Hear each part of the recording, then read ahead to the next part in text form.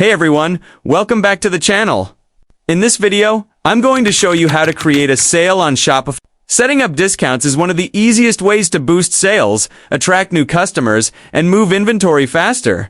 Shopify makes this simple by letting you display both the original and discounted prices right on your product pages. Let's walk through the process step by step.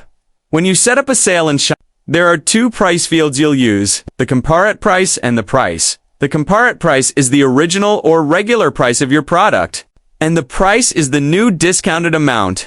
Once both are set, Shopify automatically shows the discount visually on your store, so customers can clearly see they're getting a deal. If your product has multiple variants, like different sizes or colors, Shopify will automatically display the lowest sale price on the product page.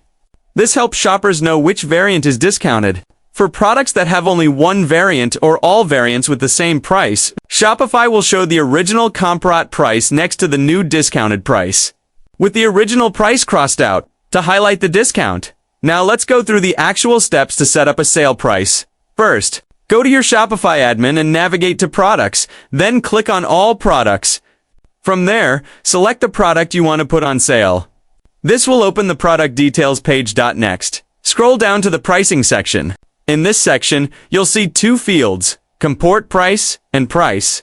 In the compare price box, enter your original higher price. That's the full price before the sale. Then, in the price box, type in your discounted sale price. Remember, the compare at price must be higher than the price. Otherwise, Shopify won't display it as a sale.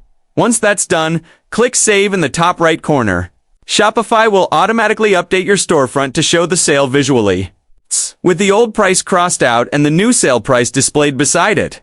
For example, if your original price was $50 and your sale price is $35, customers will see something like strike through $50 gives $35. It's quick, easy, and looks great to shoppers.